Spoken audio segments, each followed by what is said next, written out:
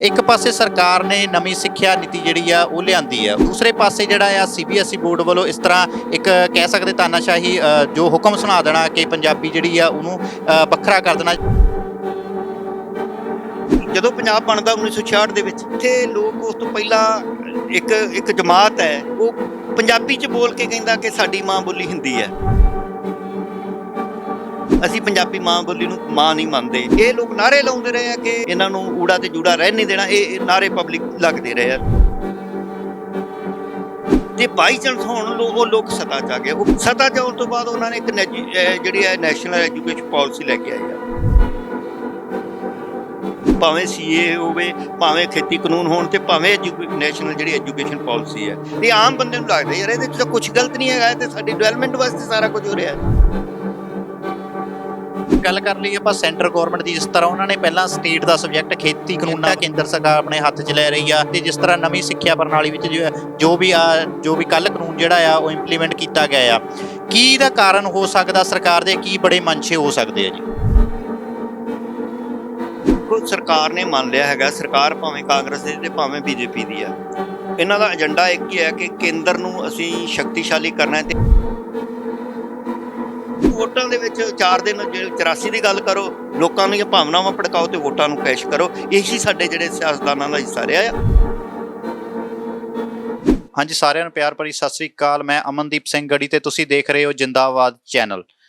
ਸੋ ਗੱਲ ਅੱਜ ਆਪਾਂ ਕਰਾਂਗੇ ਲੋਕਤੰਤਰ ਦੇ ਬਾਰੇ। ਲੋਕਤੰਤਰ ਕਿਹਾ ਜਾਂਦਾ, ਪਰ ਲੋਕਤੰਤਰ ਦੀਆਂ ਲਗਾਤਾਰ ਜਿਹੜੀਆਂ ਧੱਜੀਆਂ ਉੱਡਦੀਆਂ ਤੁਸੀਂ ਦੇਖ ਰਹੇ ਹੋ। ਗੱਲ ਕਰਾਂਗੇ ਆਪਾਂ ਕੱਲ ਦੀ ਇੱਕ ਬਹੁਤ ਜ਼ਿਆਦਾ ਖਬਰ ਜਿਹੜੀ ਆ ਫੈਲ ਰਹੀ ਹੈ। ਸੀਬੀਐਸਈ ਬੋਰਡ ਵੱਲੋਂ ਜਿਹੜਾ ਆ ਪੰਜਾਬੀ ਦੀ ਜੋ ਇਲੈਕਟਿਵ ਪੰਜਾਬੀ ਸੀ ਉਸਦੇ ਸਬਜੈਕਟ ਨੂੰ ਜਿਹੜਾ ਹਟਾ ਦਿੱਤਾ ਗਿਆ ਆ। ਇੱਕ ਤਰ੍ਹਾਂ ਦਾ ਜਿਹੜਾ ਮਾਂ ਬੋਲੀ ਦੇ ਨਾਲ ਧੱਕਾ ਕੀਤਾ ਗਿਆ, ਕਿਉਂਕਿ ਜੇ ਗੱਲ ਕਰ ਲਈਏ ਮਾਂ ਬੋਲੀ ਇੱਕ ਅਜਿਹੀ ਭਾਸ਼ਾ ਜਿਹਦੇ ਨਾਲ ਹੋਰ ਜਿਹੜੀਆਂ ਭਾਸ਼ਾਵਾਂ ਸਿੱਖਣ ਨੂੰ ਸਾਨੂੰ ਬਹੁਤ ਜ਼ਿਆਦਾ ਜਿਹੜੀ ਆ ਸੌਖ ਹੁੰਦੀ ਆ। ਕਿਹਾ ਜਾਂਦਾ ਹੈ ਕਿ ਜਿਹੜੀ ਅੰਗਰੇਜ਼ੀ ਭਾਸ਼ਾ ਉਹਨੂੰ ਸਿੱਖਣ ਲਈ ਜਿਹੜਾ ਆ ਉਹ ਬਚਪਨ ਤੋਂ ਹੀ ਜ਼ਰੂਰੀ ਹੁੰਦੀ, ਬਚਪਨ ਤੋਂ ਕੰਪਲਸਰੀ ਕਰ ਦਿੱਤੀ ਜਾਂਦੀ ਆ। ਪਰ ਜਿਹੜੀ ਅੰਗਰੇਜ਼ੀ ਭਾਸ਼ਾ ਆ, ਬਹੁਤ ਸਾਰੇ ਵਿਦਵਾਨਾਂ ਦਾ ਕਹਿਣਾ ਕਿ ਬੜੇ ਹੋ ਕੇ ਵੀ ਜਿਹੜੀ ਸਿੱਖੀ ਜਾ ਸਕਦੀ, ਹੋਰ ਕੋਈ ਵੀ ਭਾਸ਼ਾ ਬੜੇ ਹੋ ਕੇ ਸਿੱਖੀ ਜਾ ਸਕਦੀ ਅਗਰ ਸਾਨੂੰ ਜਿਹੜੀ ਆਪਣੀ ਮਾਂ ਬੋਲੀ ਆਉਂਦੀ ਆ। ਸੋ ਜੋ ਵੀ ਹੋਇਆ ਉਹ ਸਾਰਿਆਂ ਨੂੰ ਜਾਣਨ ਵਾਸਤੇ ਸਾਡੇ ਨਾਲ ਸਿੱਖ ਮੀਡੀਆ ਸੈਂਟਰ ਦੇ ਇੰਚਾਰਜ ਡਾਕਟਰ ਖੁਸ਼ਹਾਲ ਜੀ ਜੁੜੇ ਹੋਏ ਨੇ। ਗੱਲਬਾਤ ਕਰਾਂਗੇ, ਸਾਰੇ ਮੈਟਰ ਬਾਰੇ ਜਾਣਾਂਗੇ। ਸਭ ਤੋਂ ਪਹਿਲਾਂ ਸਵਾਗਤ ਹੈ ਜੀ ਸਾਡੇ ਚੈਨਲ। ਵਾਹਿਗੁਰੂ ਜੀ ਕਾ ਖਾਲਸਾ, ਵਾਹਿਗੁਰੂ ਜੀ ਕੀ ਫਤਿਹ। ਵਾਹਿਗੁਰੂ ਜੀ ਕਾ ਖਾਲਸਾ, ਵਾਹਿਗੁਰੂ ਜੀ ਕੀ ਫਤਿਹ ਜੀ। ਇੱਕ ਪਾਸੇ ਸਰਕਾਰ ਨੇ ਨਵੀਂ ਸਿੱਖਿਆ ਨੀਤੀ ਜਿਹੜੀ ਆ ਉਹ ਲਿਆਂਦੀ ਆ, ਉਹਦੇ ਵਿੱਚ ਕਿਹਾ ਜਾਂਦਾ ਕਿ ਜਿਹੜੀ ਮਾਂ ਬੋਲੀਆਂ ਆ ਉਹਨਾਂ ਨੂੰ ਪਹਿਲ ਦਿੱਤੀ ਜਾਊਗੀ। ਦੂਸਰੇ ਪਾਸੇ ਜਿਹੜਾ ਆ ਸੀਬੀਐਸਈ ਬੋਰਡ ਵੱਲੋਂ ਇਸ ਤਰ੍ਹਾਂ ਇੱਕ ਕਹਿ ਸਕਦੇ ਤਾਨਾਸ਼ਾਹੀ ਜੋ ਹੁਕਮ ਸੁਣਾ ਦੇਣਾ ਕਿ ਪੰਜਾਬੀ ਜਿਹੜੀ ਆ ਉਹਨੂੰ ਵੱਖਰਾ ਕਰ ਦੇਣਾ, ਜਾਂ ਹੋਰ ਜਿਹੜੀਆਂ ਬੋਲੀਆਂ ਹੈਗੀਆਂ ਮਾਂ ਬੋਲੀ ਜਿਹਨਾਂ ਨੂੰ ਆਪਾਂ ਕਹਿ ਦਿੰਦੇ ਆ, ਉਹਨਾਂ ਨੂੰ ਜਿਹੜਾ ਕੰਪਲਸਰੀ ਵਿੱਚ ਨਹੀਂ ਲੈਣਾ। ਇਹਨੂੰ ਕਿਸ ਤਰ੍ਹਾਂ ਦੇਖ ਰਹੇ ਹੋ ਜੀ? ਪਹਿਲੀ ਗੱਲ ਤਾਂ ਇਹਦੇ ਪਿਛੋਕੜ ਵਿੱਚ ਦੇਖੀਏ ਜੇ, ਇਹ ਤਾਂ ਇੱਕ ਐਕਟ ਆ ਗਿਆ ਸਾਡੇ ਸਾਹਮਣੇ ਜਿਹੜਾ ਹੈਗਾ, ਉਹ ਇੱਕ ਅਦਾਰਾ ਆ ਜਿਹੜਾ ਸੈਂਟਰਲ ਤੌਰ ਤੇ ਇੱਕ ਬੋਰਡ ਜਿਹੜਾ ਇਗਜ਼ਾਮ ਲੈਂਦਾ ਆ, ਜਿਹੜਾ ਐਜੂਕੇਸ਼ਨ ਨੂੰ ਦੇ ਵਿੱਚ ਵਰਕ ਕਰਦਾ ਆ। ਲੇਕਿਨ ਇਹਦੇ ਪਿੱਛੇ ਇਹ ਤਾਂ ਇੱਕ ਹੁਕਮਾਂ ਦੀ ਇਹਦੇ ਪਾਲਣਾ ਕਰ ਰਿਹਾ ਹੈ। ਉੱਤੋਂ ਹੁਕਮ ਆਇਆ, ਪਾਲਿਸੀ ਬਣਾਏ ਆ, ਜਿਹੜੀ ਐਜੂਕੇਸ਼ਨ ਪਾਲਿਸੀ ਨਵੀਂ ਆਈ ਆ ਉਹਦੇ ਵਿੱਚ ਇਹ ਸਾਰਾ ਕੁਛ ਹੈ। ਜੇ ਅਸੀਂ ਇਹਦੇ ਪਿਛੋਕੜ ਜਾਈਏ ਕਿਉਂ ਹੁੰਦਾ ਆ, ਭਾਸ਼ਾ ਦੇ ਵਿੱਚ ਸ਼ਬਦ ਤਾਂ ਬੜੇ ਸੋਹਣੇ ਜਿਹੇ ਯੂਜ਼ ਕੀਤੇ ਜਾਂਦੇ ਆ ਕਿ ਅਸੀਂ ਜਿਹੜੀਆਂ ਬੋਲੀਆਂ ਨੇ ਲੋਕਾਂ ਦੀਆਂ, ਜਿਹੜੀਆਂ ਖੇਤਰੀ ਬੋਲੀਆਂ ਨੇ, ਉਹਨਾਂ ਦੇ ਫਲਾਹ ਵਾਸਤੇ, ਉਹਨਾਂ ਦੇ ਪ੍ਰਫੁੱਲਤਾ ਵਾਸਤੇ ਸਾਰੀ ਜਿਹੜੀ ਹੈ ਐਜੂਕੇਸ਼ਨ ਪਾਲਿਸੀ ਲੈ ਕੇ ਆਏ ਆ। ਲੇਕਿਨ ਜੇ ਅਸੀਂ ਇਹਨਾਂ ਦੇ ਪਿੱਛੇ ਜਾਈਏਗਾ, ਕਾਰਨ ਕੀ ਆ? ਅਮਨਦੀਪ ਜੀ, ਕਾਰਨ ਇਹ ਹੈ ਕਿ ਜਦੋਂ ਪੰਜਾਬ ਬਣਦਾ 1966 ਦੇ ਵਿੱਚ, ਤਾਂ ਇੱਥੇ ਲੋਕ ਉਸ ਤੋਂ ਪਹਿਲਾਂ ਇੱਕ ਜਮਾਤ ਹੈ, ਇੱਕ ਲੋਕਾਂ ਦਾ ਵਰਗ ਹੈ, ਇੱਕ ਫਨੋਮਨਾ ਆ ਜਿਹੜਾ ਇਹ ਕਹਿੰਦਾ ਕਿ ਉਹ ਪੰਜਾਬੀ 'ਚ ਬੋਲ ਕੇ ਕਹਿੰਦਾ ਕਿ ਸਾਡੀ ਮਾਂ ਬੋਲੀ ਹਿੰਦੀ ਹੈ। ਅਸੀਂ ਪੰਜਾਬੀ ਮਾਂ ਬੋਲੀ ਨੂੰ ਮਾਂ ਨਹੀਂ ਮੰਨਦੇ। ਤੇ ਉਹ ਜਦੋਂ ਨਾਅਰੇ ਲੱਗਦੇ ਆ, ਉਹਦੇ ਪੋਲੀਟੀਕਲ ਬੰਦੇ ਆ ਜਿਹੜੇ ਹੁਣ ਐਕਟਿਵ ਬਹੁਤ ਰਹੇ ਆ, ਇਹ ਲੋਕ ਨਾਅਰੇ ਲਾਉਂਦੇ ਰਹੇ ਆ ਕਿ ਊੜਾ ਜਿਹੜਾ ਭੇਜੋ ਪਾਕਿਸਤਾਨ, ਇਹਨਾਂ ਨੂੰ ਊੜਾ ਤੇ ਜੂੜਾ ਰਹਿਣ ਨਹੀਂ ਦੇਣਾ। ਇਹ ਨਾਅਰੇ ਪਬਲਿਕ ਲੱਗਦੇ ਰਹੇ ਆ। ਤੁਸੀਂ ਛੋਟੇ ਹੋ, ਇਹ ਅਸੀਂ ਜਾਣਦੇ, ਸਾਡੇ ਬਚਪਨ ਦੇ ਵਿੱਚ ਇਹ ਸਾਰਾ ਕੁਝ ਹੋਇਆ। ਉਸ ਤੋਂ ਬਾਅਦ ਗੁਰੂ ਨਾਨਕ ਦੇਵ ਯੂਨੀਵਰਸਿਟੀ ਬਣਦੀ ਹੈ ਤੇ ਇਹ ਸਾਰੇ ਲੋਕ ਇਕੱਠੇ ਹੋ ਕੇ ਕਹਿੰਦੇ ਆ ਕਿ ਗੁਰੂ ਨਾਨਕ ਦੇਵ ਯੂਨੀਵਰਸਿਟੀ ਦਾ ਨਾਂ ਗੁਰੂ ਨਾਨਕ ਦੇਵ ਨਹੀਂ ਰੱਖਿਆ। 500 ਸਾਲਾ ਗੁਰੂ ਨਾਨਕ ਸਾਹਿਬ ਦਾ ਮਨਾ ਰਹੇ ਸੀਗੇ। ਤੇ ਉਦੋਂ ਸਿੱਖਾਂ ਨੂੰ ਲੱਗਿਆ ਕਿ ਜਦੋਂ ਵੀ ਕੋਈ ਵੱਡੇ ਪੈਗੰਬਰ, ਵੱਡੇ ਅਵਤਾਰ, ਵੱਡੇ ਗੁਰੂ ਸਾਹਿਬਾਨ ਦਾ ਕੋਈ ਇੱਦਾਂ ਦਿਨ ਆਉਂਦਾ ਆ ਤਾਂ ਉਹਦੇ ਨਾਂ ਤੇ ਇੰਸਟੀਟਿਊਸ਼ਨ ਬਿਲਡ ਹੁੰਦੀਆਂ ਨੇ। ਸਾਡੇ ਪੰਜਾਬ ਵਿੱਚ ਗੁਰੂ ਨਾਨਕ ਦੇਵ ਯੂਨੀਵਰਸਿਟੀ ਅੰਮ੍ਰਿਤਸਰ 'ਚ ਇਹਦੇ ਕਰਕੇ ਬਣਾਈ ਗਈ ਪੰਜਾਬ ਸਰਕਾਰ ਵੱਲੋਂ, ਲੇਕਿਨ ਇਹਦਾ ਵੀ ਵਿਰੋਧ ਕੀਤਾ ਗਿਆ। ਸੋ ਇਹ ਸਾਰੀ ਫਿਤਰਤ ਹੈ ਜਿਹੜੀ ਲਗਾਤਾਰ ਪੰਜਾਬੀ ਵਿਰੋਧੀ ਆ। ਤੇ ਬਾਈ ਚਾਂਸ ਹੁਣ ਉਹ ਲੋਕ ਸੱਤਾ 'ਚ ਆ ਗਏ, ਉਹ ਫਨੋਮਨਾ ਸੱਤਾ 'ਚ ਆ ਗਿਆ। ਸੱਤਾ 'ਚ ਆਉਣ ਤੋਂ ਬਾਅਦ ਉਹਨਾਂ ਨੇ ਇੱਕ ਜਿਹੜੀ ਹੈ ਨੈਸ਼ਨਲ ਐਜੂਕੇਸ਼ਨ ਪਾਲਿਸੀ ਲੈ ਕੇ ਆਏ ਆ। ਉਹਦੇ ਵਿੱਚ ਸ਼ਬਦ ਜਿੰਨੇ ਵੀ ਤੁਸੀਂ ਦੇਖੋ ਲੋਕਾਂ ਦੇ ਲੋਕਤੰਤਰ ਨੂੰ ਮਾਰਨ ਦੇ ਜਾਂ ਸੰਵਿਧਾਨ ਨੂੰ ਖਤਮ ਕਰਨ ਦੇ ਜਿੰਨੇ ਵੀ ਕਾਨੂੰਨ ਨਵੇਂ ਆਏ ਆ, ਭਾਵੇਂ ਸੀਏ ਹੋਵੇ, ਭਾਵੇਂ ਖੇਤੀ ਕਾਨੂੰਨ ਹੋਣ, ਤੇ ਭਾਵੇਂ ਨੈਸ਼ਨਲ ਜਿਹੜੀ ਐਜੂਕੇਸ਼ਨ ਪਾਲਿਸੀ ਹੈ, ਇਹ ਸਾਰਿਆਂ ਦੇ ਵਿੱਚ ਸ਼ਬਦਾਵਲੀ ਤਾਂ ਬੜੀ ਸੋਹਣੀ ਯੂਜ਼ ਕੀਤੀ ਜਾਂਦੀ ਹੈ ਤੇ ਆਮ ਬੰਦੇ ਨੂੰ ਲੱਗਦਾ ਯਾਰ ਇਹਦੇ 'ਚ ਤਾਂ ਕੁਛ ਗਲਤ ਨਹੀਂ ਹੈਗਾ, ਤੇ ਸਾਡੀ ਡਿਵੈਲਪਮੈਂਟ ਵਾਸਤੇ ਸਾਰਾ ਕੁਝ ਹੋ ਰਿਹਾ ਹੈ। ਲੇਕਿਨ ਇਹ ਬਿਲਕੁਲ ਜਿਹੜਾ ਇਹ ਪਾਲਿਸੀ ਬਣਾਈ ਗਈ ਹੈ, ਇਹ ਘੱਟ ਗਿਣਤੀ ਲੋਕਾਂ ਦੇ, ਘੱਟ ਗਿਣਤੀ ਜਿਹੜੀਆਂ ਕੌਮਾਂ ਨੇ ਉਹਨਾਂ ਦੇ ਬਿਲਕੁਲ ਉਲਟਾ ਹੈ, ਉਹਨਾਂ ਦੇ ਐਂਟੀ ਆ, ਉਹ ਸਰਵਾਈਵ ਨਹੀਂ ਕਰ ਪਾਉਣਗੀਆਂ। ਹੁਣ ਇਹਨਾਂ ਨੇ ਕਹਿਤਾ ਹੈ ਕਿ ਜਿਹੜਾ 3000 ਤੋਂ ਘੱਟ ਇਸ ਐਜੂਕੇਸ਼ਨ ਪਾਲਿਸੀ ਦੇ ਵਿੱਚ ਹੈ, ਜਿੱਥੇ 3000 ਤੋਂ ਘੱਟ ਵਿਦਿਆਰਥੀ ਪੜ੍ਹਦੇ ਆ ਤਾਂ ਉਹ ਅਦਾਰੇ ਖਤਮ ਕਰ ਦਿੱਤੇ ਜਾਣਗੇ, ਉਹ ਇੱਕ ਦੂਜੇ 'ਚ ਮਰਜ ਕਰ ਦਿੱਤੇ ਜਾਣਗੇ। ਉਹ ਸਾਰਾ ਕੁਛ ਹੈ ਜਿਹੜਾ, ਇਹ ਸਾਰੀ ਪਾਲਿਸੀ ਆ ਜਿਹੜੀ, ਉਹ ਸਾਡੇ ਸੱਭਿਆਚਾਰ ਨੂੰ, ਸਾਡੀ ਜਿਹੜੀ ਹੈ ਸਾਡੇ ਵਿਰਾਸਤ ਹੈ ਉਹਨੂੰ ਖਤਮ ਕਰਨ ਵਾਸਤੇ ਵੱਲ ਜਾ ਰਹੀ ਹੈ। ਤੇ ਇਹਦੇ ਵਾਸਤੇ ਅਸੀਂ ਕਹੀਏ ਕੋਈ ਇਹ ਇੱਕ ਐਕਟ ਸਾਹਮਣੇ ਆ ਗਿਆ ਆ, ਪਰ ਜਿਨ੍ਹਾਂ ਲੋਕਾਂ ਨੇ ਇਹਦੇ ਵਿਰਾਸਤ ਵਾਸਤੇ ਆਵਾਜ਼ ਉਠਾਉਣੀ ਸੀ ਪਿਛਲੇ ਸਮਿਆਂ ਦੇ ਵਿੱਚ, ਇਹਦੇ ਵਿੱਚ ਕੱਲੀ ਇੱਕ ਧਿਰ ਦੋਸ਼ੀ ਨਹੀਂ ਕਿ ਬੀਜੇਪੀ ਨੂੰ ਅਸੀਂ ਦੋਸ਼ੀ ਕਰੋ ਅੱਜ ਦੀ ਸੱਤਾ 'ਚ ਹੈ। ਇਹਦੇ ਵਿੱਚ ਜਿਹੜੇ 10 ਸਾਲ ਸ਼੍ਰੋਮਣੀ ਅਕਾਲੀ ਦਲ ਨੇ ਰਾਜ ਕੀਤਾ ਹੈ, ਉਹਨਾਂ ਦੀ ਐਜੂਕੇਸ਼ਨ ਪਾਲਿਸੀ ਕਿਹੜੇ ਪਾਸੇ ਹੈ? ਇਸ ਤੇ ਜਿਹੜੇ ਕਾਂਗਰਸ ਅੱਜ ਸੱਤਾ ਦੇ ਵਿੱਚ ਇਹ ਕੀ ਕਰਦੇ ਰਿਹਾ? ਇਹ ਤੋਂ ਪਹਿਲਾਂ ਇਹਨਾਂ ਨੇ ਵਿਧਾਨ ਸਭਾ ਦੇ ਵਿੱਚ ਕੋਈ ਮਤਾ ਪਾਸ ਕੀਤਾ ਇਸ ਐਜੂਕੇਸ਼ਨ ਪਾਲਿਸੀ ਨੂੰ ਲੈ ਕੇ? ਇਹ ਅੱਜ ਤਾਂ ਉਹਦਾ ਇੱਕ ਐਕਟ ਸਾਹਮਣੇ ਆਇਆ ਆ, ਜਿਹੜਾ ਉਹਦਾ ਬੀ ਹੈ ਉਹ ਤਾਂ ਪਹਿਲਾਂ ਬੀਜਿਆ ਪਿਆ ਆ। ਉਹਦੇ ਬਹੁਤ ਸਾਰੀਆਂ ਸਮਾਜ ਸੇਵੀ, ਮੈਂ ਵੀ ਆਪ ਉਸ ਡੈਪੂਟੇਸ਼ਨ ਦੇ ਵਿੱਚ ਸ਼ਾਮਲ ਹੋਇਆ ਜਦੋਂ ਅਸੀਂ ਕਾਂਗਰਸ ਦੇ ਸਪੀਕਰ ਸੀ ਵਿਧਾਨ ਸਭਾ ਦੇ, ਉਹਨਾਂ ਨੂੰ ਜਾ ਕੇ ਮਿਲੇ ਕਿ ਇਹ ਐਜੂਕੇਸ਼ਨ ਪਾਲਿਸੀ ਇੰਨੀ ਖਤਰਨਾਕ ਹੈ। ਜਿੰਨੇ ਵੀ ਸਾਡੇ ਨਾਲ ਐਜੂਕੇਸ਼ਨ ਖੇਤਰ ਵਿੱਚ ਕੰਮ ਕਰਦੇ ਆ ਉਹਦੇ ਪ੍ਰਤੀਨਿਧ ਬੰਦੇ, ਉਹਦੇ ਜਿਹੜੀਆਂ ਬਹੁਤ ਮਹਾਨ ਹਸਤੀਆਂ ਸੀਗੀਆਂ ਉਸ ਡੈਪੂਟੇਸ਼ਨ ਦੇ ਵਿੱਚ, ਪਰੰਤੂ ਜਿਹੜੇ ਆ ਉਹੀ ਜਿਹੜਾ ਲਾਰੇ ਲਾ ਕੇ ਤੋੜ ਦਿੱਤਾ ਜਾਂਦਾ ਉੱਥੇ, ਜਿਹੜਾ ਕੋਈ ਵੀ ਵਿਧਾਨ ਸਭਾ ਦੇ ਵਿੱਚ ਇਹਨਾਂ ਨੇ ਕਾਰਵਾਈ ਨਹੀਂ ਕੀਤੀ। ਦੂਜੀ ਹੈ ਕਿ ਕਿੰਨੀ ਅਹਿਮੀਅਤ ਹੁੰਦੀ ਆ ਕਿਸੇ ਜਿਹੜੀ ਹੈ ਮਾਤ ਬੋਲੀ। ਦੁਨੀਆ ਦੇ ਵਿੱਚ ਇਹ ਮੰਨਿਆ ਅਸੂਲ ਹੈ ਕਿ ਜਿਹੜੀ ਕੋਈ ਸਿੱਖਿਆ ਆ ਉਹ ਪ੍ਰਾਇਮਰੀ ਤੱਕ ਤਾਂ ਜਿਹੜੀ ਆ ਉਹ ਦੇਣੀ ਮਾਂ ਬੋਲੀ 'ਚ ਚਾਹੀਦੀ ਹੈ, ਨਹੀਂ ਬੱਚਾ ਨਹੀਂ ਕਰ ਸਕਦਾ ਉਹਨੂੰ। ਤੇ ਉਹਦੇ ਵਿੱਚ ਜਿਹੜਾ ਦੁਨੀਆ ਭਰ ਦਾ ਈਟਨ ਸਕੂਲ ਵਧੀਆ ਸਕੂਲ ਹੈ, ਉਹਦੀ ਸਟੱਡੀ ਇਹ ਕਹਿੰਦੀ ਆ ਕਿ ਇਹ ਜਿਹੜਾ ਆ ਅੰਗਰੇਜ਼ੀ ਦੇ ਵਿੱਚ ਤੁਸੀਂ ਨਹੀਂ ਕਰ ਸਕਦੇ ਡਿਵੈਲਪਮੈਂਟ। ਉੱਥੇ ਵੀ ਜਿਹੜਾ ਹੈ ਨਾ, ਅੰਗਰੇਜ਼ੀ ਕੋਈ ਮਾਤ ਭਾਸ਼ਾ ਨਹੀਂ ਹੈਗੀ, ਉਹ ਵੀ ਇੱਕ ਬਣਾਈ ਹੋਈ ਭਾਸ਼ਾ ਹੈਗੀ ਆ। ਲੋਕ ਜਿਹੜੇ ਆਪਣੀਆਂ ਲੈਂਗੁਏਜ, ਖੇਤਰੀ ਲੈਂਗੁਏਜ ਕਿਤੇ ਬੋਲਦੇ ਆ ਉਹ ਹੈ। ਅਤੇ ਜਿਹੜੇ ਵਧੀਆ ਸਕਾਲਰ ਹੋਏ ਅਮਤੋਜ ਵਰਗੇ, ਜਿਨ੍ਹਾਂ ਨੇ ਮੇਰਾ ਦਾਗਿਸਤਾਨ ਲਿਖਿਆ ਆ, ਉਹ ਕਹਿੰਦੇ ਆ ਵੀ ਸਭ ਤੋਂ ਵੱਡੀ ਬੰਦੇ ਵਾਸਤੇ ਗਾਲ ਕੀ ਹੈ ਕਿ ਉਸ ਤੋਂ ਮਾਤ ਭਾਸ਼ਾ ਖੋਹ ਲੈਣੀ। ਤੇ ਇਹ ਸਾਡੇ ਸਾਰੇ ਜਿਹੜੀ ਪੋਲੀਟੀਕਲ ਸ਼੍ਰੇਣੀ ਹੈ, ਮੈਂ ਇੱਕ ਕਿਸੇ ਲੀਡਰ ਦੀ ਗੱਲ ਨਹੀਂ ਕਰਦਾ, ਸਮੁੱਚੀ ਜਿਹੜੀ ਪੋਲੀਟੀਕਲ ਸ਼੍ਰੇਣੀ ਹੈ, ਇਹਨੇ ਆਪਣੀ ਵਿਰਾਸਤ ਨੂੰ, ਆਪਣੀ ਬੋਲੀ ਨੂੰ, ਆਪਣੇ ਸੱਭਿਆਚਾਰ ਨੂੰ ਵਧਾਵਾ ਦਿੱਤਾ ਹੋਇਆ। ਖਾਸ ਕਰਕੇ ਪੰਜਾਬ ਦੇ ਵਿੱਚ ਜਿਹੜਾ ਅਲੀਟ ਵਰਗ ਹੈ, ਤਾਂ ਅਲੀਟ ਵਰਗ ਅੱਜ ਜਿਹੜਾ ਹੈ ਉਹ ਵੱਖ-ਵੱਖ ਪਾਰਟੀਆਂ ਦੇ ਵਿੱਚ ਅਸੀਂ ਕਹੀਏ ਸਿਆਸੀ ਤੌਰ 'ਤੇ ਤਰਜਮਾਨੀ ਕਰਦਾ ਸਾਰੇ ਸਾਡੇ ਜਿਹੜੇ ਸਾਡੇ ਖਿਆਲ ਨੇ ਜਾਂ ਸਾਡੀ ਜੇ ਆਜ਼ਾਦੀ ਗੱਲ ਹੈਗੀ ਆ। ਸੋ ਇਹ ਸਾਰੇ ਜਿਹੜੇ ਆ ਦੋਸ਼ੀ ਆ ਇਸ ਕੰਮ ਵਾਸਤੇ, ਕਿਉਂਕਿ ਅਸੀਂ ਦੇਖਦੇ ਆ ਕਿ ਜਿਹੜੇ ਵੱਡੇ ਸਕੂਲ ਹੈ ਇਹਨਾਂ ਪੋਲੀਟੀਕਲ ਬੰਦਿਆਂ ਦੇ ਆ। ਇਹ ਵੱਡੇ ਇਹ ਮਿਡਲ ਸ਼੍ਰੇਣੀ ਜਿਹੜੀ ਹੈ ਇਹਨਾਂ ਦੇ ਸ਼ਿਕਾਰ ਆਈ ਹੋਈ। ਤੁਸੀਂ ਹਰੇਕ ਪਿੰਡ ਦੇ ਵਿੱਚ ਜਦੋਂ ਪੀਲੀਆਂ ਬੱਸਾਂ ਵੜਦੀਆਂ ਨਿਕਲਦੀਆਂ, ਤੇ ਵੱਡਾ ਬਿਜ਼ਨਸ ਹੈ ਪੰਜਾਬ ਦੇ ਵਿੱਚ ਇਹਦੇ ਵਿੱਚ। ਤੇ ਇਹਨਾਂ ਨੇ ਸਾਡਾ ਜਿਹੜਾ ਐਜੂਕੇਸ਼ਨ ਜਿਹੜਾ ਹੈਗਾ ਸੀਗਾ, ਇੱਕ ਇੱਥੋਂ ਦਾ ਬਹੁਤ ਵੱਡਾ ਸੀਗਾ ਧਰੋਹਰ ਸੀ, ਉਹਨੂੰ ਖਤਮ ਕੀਤਾ ਆ। ਇਲਾਹਾਬਾਦ ਹਾਈ ਕੋਰਟ ਦਾ ਫੈਸਲਾ ਆ, ਤੁਸੀਂ 38 ਕਿਸਮ ਦੀ ਐਜੂਕੇਸ਼ਨ ਨਹੀਂ ਦੇ ਸਕਦੇ। ਅੱਜ ਤੁਸੀਂ ਦੇਖੋ ਪੰਜਾਬ ਸਰਕਾਰ ਹੀ 3-4 ਕਿਸਮ ਦੇ ਸਕੂਲ ਚਲਾ ਰਹੀ ਹੈ। ਇਹ ਕੀ ਮਤਲਬ ਕੀ ਹੈ? ਤੁਸੀਂ ਆਮ ਬੰਦੇ ਕਿਵੇਂ ਤੁਸੀਂ ਜਿਹੜਾ ਉਹ ਬਰਾਬਰਤਾ ਕਰ ਸਕੋਗੇ? ਜਿਹੜੇ ਬੰਦੇ ਇੰਨੇ ਲੱਖਾਂ ਰੁਪਈਆ ਤਨਖਾਹ ਲੈਂਦੇ ਆ ਸਰਕਾਰ ਦੇ ਖਾਤੇ ਵਿੱਚੋਂ, ਉਹ ਐਜੂਕੇਸ਼ਨ ਦੇ ਖੇਤਰ 'ਚ ਹੀ ਹੈ, ਉਹ ਪੜ੍ਹਾ ਰਹੇ ਆ, ਮਾਸਟਰ ਹੈ ਸਕੂਲਾਂ ਦੇ ਵਿੱਚ, ਉਹ ਵੀ ਆਪਣੇ ਬੱਚੇ ਸਰਕਾਰੀ ਸਕੂਲਾਂ 'ਚ ਨਹੀਂ ਪੜ੍ਹਾ ਰਹੇ। ਇਹ ਸਰਕਾਰ ਨੂੰ ਇਹ ਚਾਹੀਦਾ ਕਿ ਸਰਕਾਰੀ ਨੌਕਰੀ ਵਾਸਤੇ ਉਹੀ ਕਲੇਮ ਕਰ ਸਕਦਾ ਜਿਹੜਾ ਸਰਕਾਰੀ ਸਕੂਲਾਂ 'ਚ ਪੜ੍ਹੇਗਾ। ਸਰਕਾਰੀ ਨੌਕਰੀ ਲੈਣ ਵਾਸਤੇ ਹਰੇਕ ਬੰਦਾ ਤਿਆਰ ਹੈ, ਪਰ ਸਰਕਾਰੀ ਸਕੂਲ 'ਚ ਪੜ੍ਹਨ ਲਈ ਕੋਈ ਤਿਆਰ ਨਹੀਂ।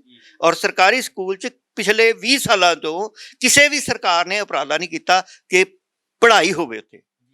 ਤਾਂ ਉਹਦਾ ਹੀ ਰੀਜ਼ਨ ਹੈ ਕਿ ਅੱਜ ਜਿਹੜੀਆਂ ਸੈਂਟਰ ਦੀਆਂ ਏਜੰਸੀਆਂ ਉਹ ਜਿਹੜੀਆਂ ਪਾਵਰਫੁਲ ਹੋ ਗਈਆਂ ਨੇ, ਤੇ ਉਹ ਜਿਹੜਾ ਐਜੂਕੇਸ਼ਨ ਨੈਸ਼ਨਲ ਹਰੇਕ ਬੰਦਾ ਜਿਹੜਾ ਮਾਣ ਸਮਝਦਾ ਹੈ ਕਿ ਮੇਰਾ ਬੱਚਾ ਹੈ ਜਿਹੜਾ ਉਹ ਸੈਂਟਰ ਦੇ ਐਜੂਕੇਸ਼ਨ ਬੋਰਡ ਦੇ ਸਕੂਲ ਵਿੱਚ ਪੜ੍ਹਦਾ ਆ। ਪੰਜਾਬ ਸਕੂਲ ਬੋਰਡ ਨੂੰ ਜਿਹੜਾ ਆ, ਵੈਸੇ ਤਾਂ ਸਕੂਲ ਬੋਰਡ ਹੁਣੇ ਬਹੁਤ ਇਹਨਾਂ ਦੇ ਖੇਤਰ ਕਾਰਜ ਬੜੇ ਸੀਮਿਤ ਹੋ ਗਏ ਆ। ਹੁਣ ਇਹ ਸਿਰਫ ਐਵੇਂ ਦੀ ਬਾਡੀ ਬਣ ਗਏ ਆ ਜਿਹੜੇ ਸਿਰਫ ਐਗਜ਼ਾਮ ਲਿਆ ਕਰਨਗੇ, ਤੇ ਉਹ ਐਗਜ਼ਾਮ ਦੇ ਵਿੱਚ ਕੀ ਪਾਉਣਾ ਹੈ, ਕੀ ਸਿਲੇਬਸ ਹੈ, ਕੀ ਸਾਰਾ ਕੁਝ ਇਹ ਸੈਂਟਰ ਤੋਂ ਡਿਸਾਈਡ ਹੋਣਾ ਆ। ਪੰਜਾਬ ਸਰਕਾਰ ਦੇ ਇਹਦੇ 'ਚ ਇਹ ਫੈਡਰਲ ਸਿਸਟਮ ਦਾ ਵੀ ਸਵਾਲ ਹੈਗਾ ਆ। ਪੰਜਾਬ ਦਾ ਅਧਿਕਾਰ, ਸਿੱਖਿਆ ਦਾ ਅਧਿਕਾਰ ਸਟੇਟ ਗਵਰਨਮੈਂਟ ਦਾ। ਪਹਿਲਾਂ ਇੰਦਰਾ ਗਾਂਧੀ ਨੇ ਸਾਡੇ ਨਾਲ ਧੱਕਾ ਕੀਤਾ 82 ਦੇ ਵਿੱਚ, ਇਸ ਨੂੰ ਸਾਂਝੀ ਸੂਚੀ 'ਚ ਪਾ ਲਿਆ। ਇਹ ਪੰਜਾਬ ਦੀ ਸੂਚੀ ਸੀਗੀ, ਇਹ ਸਟੇਟ ਦੀ ਸੂਚੀ ਸੀਗੇ, ਇਹਦੇ ਵਿੱਚ ਸੈਂਟਰ ਦਾ ਕੋਈ ਲੈਣਾ ਦੇਣਾ ਨਹੀਂ ਸੀਗਾ। 82 ਦੇ ਵਿੱਚ ਇਹਨਾਂ ਨੇ ਧੱਕਾ ਕਰਕੇ ਸਾਡੇ ਤੋਂ ਜਿਹੜਾ ਆ, ਤੇ ਸਾਡੇ ਜਿਹੜੇ ਸਿਆਸਤਦਾਨ ਸੀ ਉਹਨਾਂ ਦੀ ਜਿਹੜੀ ਲਾਪਰਵਾਹੀ ਕਰਕੇ ਆ ਜਿਹੜਾ ਇਹ ਸਾਂਝੀ ਸੂਚੀ 'ਚ ਪਾ ਲਿਆ ਗਾ। ਤੇ ਹੁਣ ਜਿਹੜਾ ਆ ਇਹਦੇ ਵਿੱਚ ਜਿਹੜੀ ਸਟੇਟ ਦੇ ਅਧਿਕਾਰ ਆ ਉਹ ਤਾਂ ਰਹਿ ਹੀ ਨਹੀਂ ਗਏ। ਸਟੇਟ ਤਾਂ ਕੁਝ ਵੀ ਨਹੀਂ ਕਰ ਸਕਦਾ।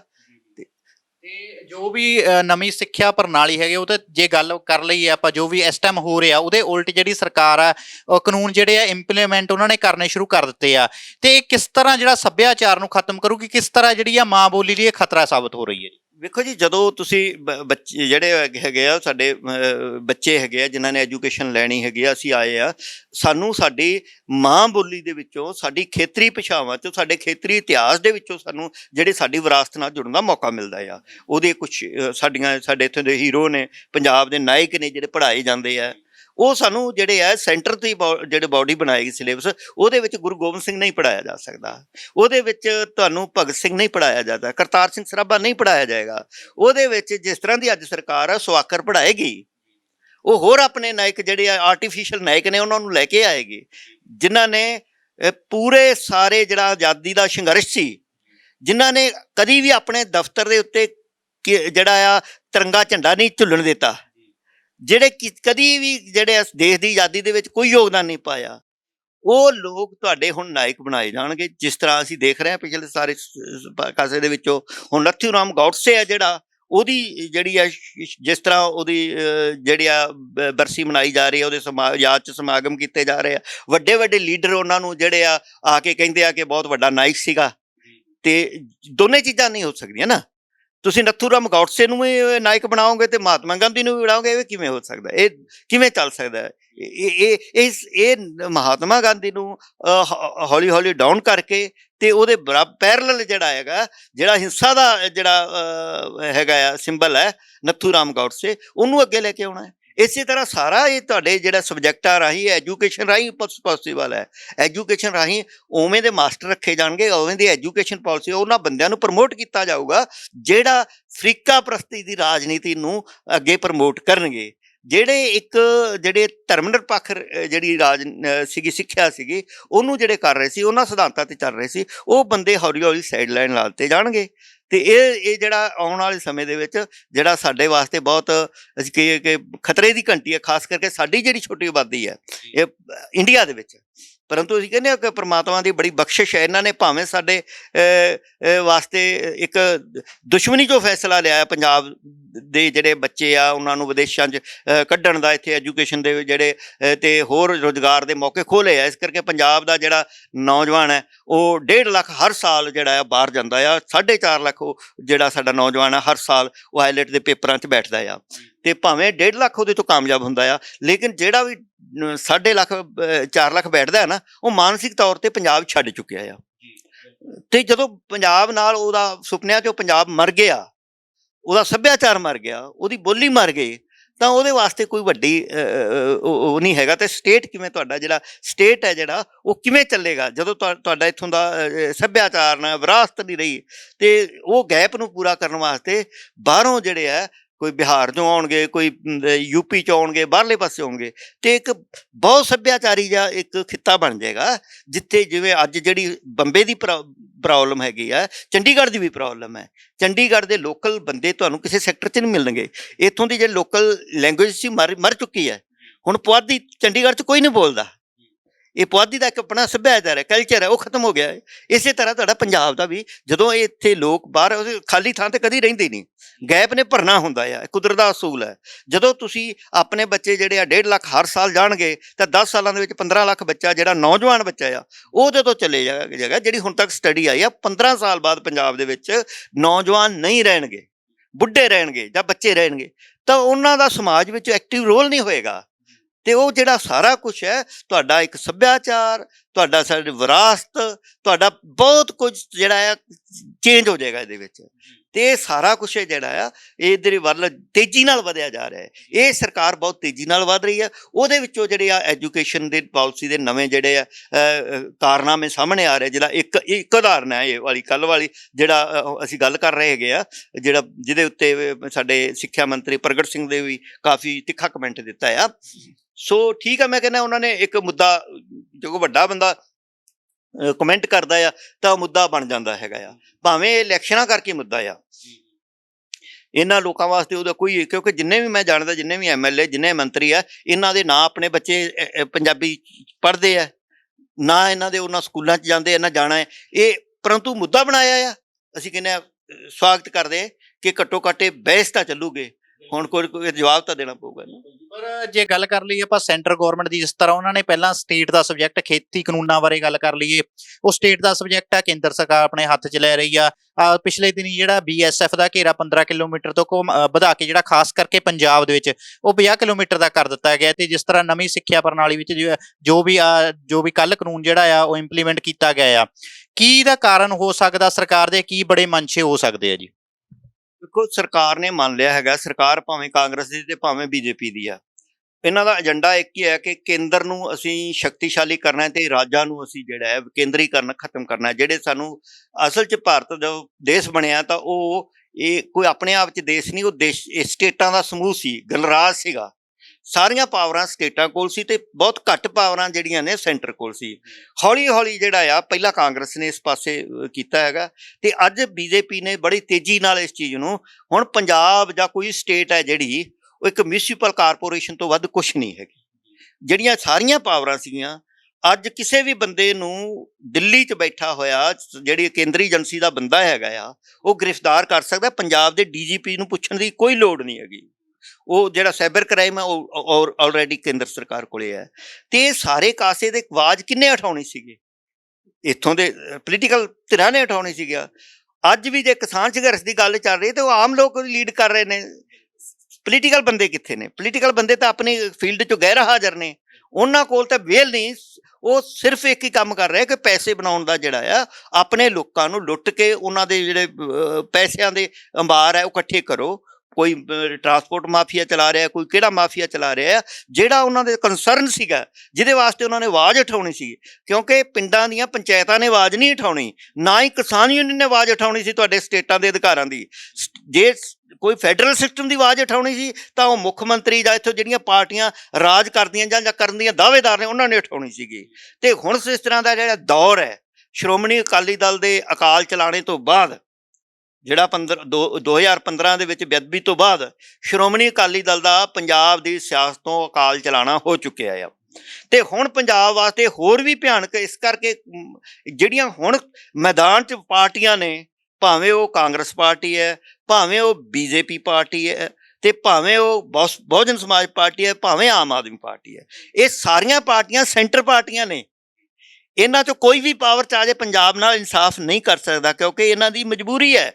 ਇਹਨਾਂ ਦਾ ਸੈਂਟਰਲ ਏਜੰਡਾ ਹੈ ਕਿ ਪੰਜਾਬ ਸਟੇਟਾਂ ਨੂੰ ਜਿਹੜਾ ਆ ਉਹ ਕਮਜ਼ੋਰ ਕਰਕੇ ਕੇਂਦਰ ਨੂੰ ਜਿਹੜਾ ਆ ਉਹ ਹਾਵੀ ਕਰਨਾ ਹੈਗਾ ਆ। ਉਹ ਇਹਦੇ 'ਚ ਸਾਰੀਆਂ ਪਾਰਟੀਆਂ ਇੱਕ ਬਰਾਬਰ ਨੇ।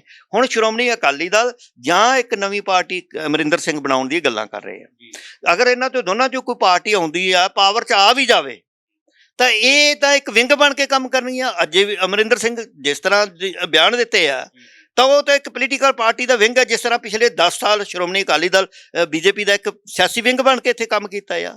ਤਾਂ ਪੰਜਾਬ ਦੇ ਹਿੱਤਾਂ ਦੀ ਜਿਨ੍ਹਾਂ ਨੇ ਗੱਲ ਕਰਨੀ ਸੀ, 10 ਸਾਲ ਜਿਹੜੀ ਸਰਕਾਰ ਇੱਥੇ ਪਾਵਰ 'ਚ ਰਹੀ ਹੋਵੇ, ਉਹ ਚੰਡੀਗੜ੍ਹ ਵਰਗੀ ਨਿਗੂਣੀ ਮੰਗ ਤੇ ਵੀ ਕੋਈ ਆਪਣਾ ਨਹੀਂ ਕਰ ਸਕੀ ਹੈਗੀ। ਉਹਨਾਂ ਨੇ ਕੋਈ ਆਵਾਜ਼ ਨਹੀਂ ਉਠਾਈ ਆਪਣੀ ਸੱਤਾ ਦੇ ਵਿੱਚ। 15 ਸਾਲ ਉਹਨਾਂ ਸੱਤਾ ਭੋਗੀ ਆ। 15 ਸਾਲ ਦੇ ਵਿੱਚ ਇੱਕ ਵਾਰੀ ਵੀ ਉਹਨਾਂ ਨੇ, ਜਿਨ੍ਹਾਂ ਤੇ ਮੋਰਚਾ ਲਾਇਆ ਸੀ, 1 ਲੱਖ ਬੰਦਾ ਸ਼ਹੀਦ ਕਰਵਾਇਆ ਸੀਗਾ, ਉਹਦੇ ਬਾਰੇ ਉਹ ਗੱਲ ਹੀ ਨਹੀਂ ਕੀਤੀ 15 ਸਾਲਾਂ ਦੇ ਵਿੱਚ।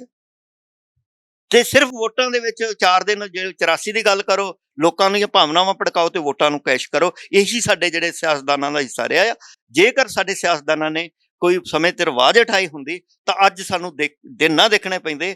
ਇੱਥੋਂ ਦੇ ਜਿਹੜੀਆਂ ਸਰਕਾਰਾਂ ਨੇ ਉਹ ਸਰਕਾਰੀ ਤੌਰ ਤੇ ਐਲਾਨ ਕਰਦੀਆਂ। ਸ਼੍ਰੋਮਣੀ ਅਕਾਲੀ ਦਲ ਨੇ ਸਰਕਾਰੀ ਤੌਰ ਤੇ ਐਲਾਨ ਕਰਤਾ ਕਿ ਅਸੀਂ ਪੰਜਾਬੀ ਭਾਸ਼ਾ ਨੂੰ ਖਤਮ ਕਰਕੇ ਜਿਹੜੀ ਆ ਉਹ ਅੰਗਰੇਜ਼ੀ ਭਾਸ਼ਾ ਦੇ ਵਿੱਚ ਜਿਹੜੀ ਆ ਪ੍ਰਾਇਮਰੀ ਐਜੂਕੇਸ਼ਨ ਕਰਾਂਗੇ। ਤੋਤਾ ਸਿੰਘ ਮੰਤਰੀ ਸੀ, ਉਦੋਂ ਇਹ ਪਾਸ ਹੋਇਆ। ਹੁਣ ਜਿਹੜੀ ਸਰਕਾਰ ਹੈ, ਜਿਹੜੀ ਪਿਛੇ ਚੱਲੀ ਆ ਕਾਂਗਰਸ ਸਰਕਾਰ, ਇਹ ਕਹਿੰਦੀ ਹੈ ਕਿ ਅਸੀਂ ਆਈਲੈਟ ਕਰਕੇ ਬਾਹਰ ਬੱਚਿਆਂ ਨੂੰ ਭੇਜਾਂਗੇ। ਇਹ ਮਤਲਬ ਸਰਕਾਰਾਂ ਦੇ ਫਰਜ਼ ਹੁੰਦੇ ਆ, ਸਰਕਾਰਾਂ ਨੇ ਤੇ ਮੌਕੇ ਰੋਜ਼ਗਾਰ ਦੇ ਮੌਕੇ ਦੇਣੇ ਆ। ਸਰਕਾਰਾਂ ਨੇ ਇਹ ਥੋੜਾ ਕੰਮ ਕਰਨਾ ਹੈਗਾ ਕਿ ਉਹ ਜਿਹੜੇ ਲੋਕਾਂ ਨੂੰ ਇੱਥੇ ਦੇਸ਼ ਚੋਂ ਭਜਾਉਣ ਦਾ ਕੰਮ ਕਰਨਾ ਹੈਗਾ ਹੈ। ਸੋ ਇਹ ਜਿਹੜੇ ਬਹੁਤ ਗਲਤ ਵਰਤਾਰਾ ਜਿਹੜਾ ਜਿਹਨੇ ਜਨਮ ਲਿਆ ਪੰਜਾਬ ਦੇ ਵਿੱਚ, ਤੇ ਪੋਲੀਟੀਕਲ ਬੰਦਿਆਂ ਦੀ ਜਿਹੜੀ ਹੈ ਭਰੋਸੇਯੋਗਤਾ, ਪੋਲੀਟੀਕਲ ਪਾਰਟੀਆਂ ਦੀ ਭਰੋਸੇਯੋਗਤਾ ਖਤਮ ਹੋਈ ਹੋਈ ਹੈ। ਇਸੇ ਕਰਕੇ ਕੇਂਦਰ ਦੀ ਜ਼ਰੂਰਤ ਪੈ ਰਹੀ ਆ ਕਿ ਅੱਜ ਐਜੂਕੇਸ਼ਨ ਦੇ ਵਿੱਚ ਵੀ ਜਿਹੜਾ ਉਹਨੇ ਇੰਨੀ ਹਿੰਮਤ ਆ ਚੁੱਕੀ ਹੈ ਕਿ ਉਹ ਪੰਜਾਬੀ ਨੂੰ ਜਿਹੜਾ ਲਾਜ਼ਮੀ ਤੌਰ ਤੇ ਪੜ੍ਹਾਉਣਾ ਸੀਗਾ ਜਾਂ ਇਲੈਕਟਿਵ ਤੌਰ ਸਬਜੈਕਟ ਪੜ੍ਹਾਉਣਾ ਸੀਗਾ, ਲਾਜ਼ਮੀ ਤਾਂ ਪੜ੍ਹਾਉਂਦੇ ਨਹੀਂ, ਇਲੈਕਟਿਵ ਪੜ੍ਹਾਉਂਦੇ ਸੀਗੇ, ਉਹ ਇਲੈਕਟਿਵ ਦੇ ਜਿਹੜੇ ਆ ਵਿੱਚੋਂ ਵੀ ਬਾਹਰ ਕੱਢ ਕੇ ਤੇ ਜਿੱਧਰ ਨੂੰ ਲਿਜਾ ਰਹੇ ਆ ਐਜੂਕੇਸ਼ਨ ਨੂੰ, ਤੇ ਇਹ ਪੰਜਾਬ ਨਾਲ ਵੱਡਾ ਧੱਕਾ ਆ, ਬੇਇਨਸਾਫੀ ਆ। ਆਖਰ ਵਿੱਚ ਫਿਰ ਇਹੀ ਸਿੱਟਾ ਨਿਕਲਦਾ ਕਿ ਜਿਹੜੇ ਰਾਜਾਂ ਦੇ ਅਧਿਕਾਰ ਆ ਉਹਨਾਂ ਨੂੰ ਖਤਮ ਕੀਤਾ ਜਾ ਰਿਹਾ ਤੇ ਕੇਂਦਰ ਸਭ ਕੁਝ ਆਪਣੇ ਹੱਥਾਂ 'ਚ ਲੈ ਰਹੀ ਹੈ, ਤੇ ਖਾਸ ਕਰਕੇ ਇਹਨਾਂ ਵਿੱਚ ਜਿਹੜੀਆਂ ਪੋਲੀਟੀਕਲ ਪਾਰਟੀਆਂ ਕਹਿੰਦੀਆਂ ਆਪਾਂ ਬੀਜੇਪੀ ਦੇ ਖਿਲਾਫ ਆ ਜਾਂ ਸਾਡਾ ਏਜੰਡਾ ਹੋਰ ਆ, ਚਾਹੇ ਉਹ ਆਪ ਆ, ਚਾਹੇ ਉਹ ਕਾਂਗਰਸ ਆ, ਚਾਹੇ ਹੋਰ ਵੀ ਕੋਈ ਜਿਹੜੀ ਸਿਆਸੀ ਪਾਰਟੀ ਆ, ਉਹ ਸੈਂਟਰ ਦੇ ਹੱਕ 'ਚ ਭੁਗਤ ਰਹੀ ਹੈ, ਚਾਹੇ ਉਹ ਸਿੱਧੇ ਰੂਪ 'ਚ ਭੁਗਤ ਰਹੀ ਹੈ। ਬਿਲਕੁਲ ਸਿੱਧੇ ਰੂਪ 'ਚ ਹੁਣ ਤਾਂ ਭੁਗਤ ਰਹੀ ਹੈ ਜੀ। ਤੁਸੀਂ ਦੇਖ ਲਓ, ਚਾਹੇ ਕੇਜਰੀਵਾਲ ਦੇ ਬਿਆਨ ਪੜ੍ਹ ਲਓ ਜਾਂ ਤੁਸੀਂ ਹੋਰ ਵੀ ਕਿਸੇ ਜਿਹੜੇ ਵੱਡੇ ਲੀਡਰ ਦੇ ਮਾਇਆ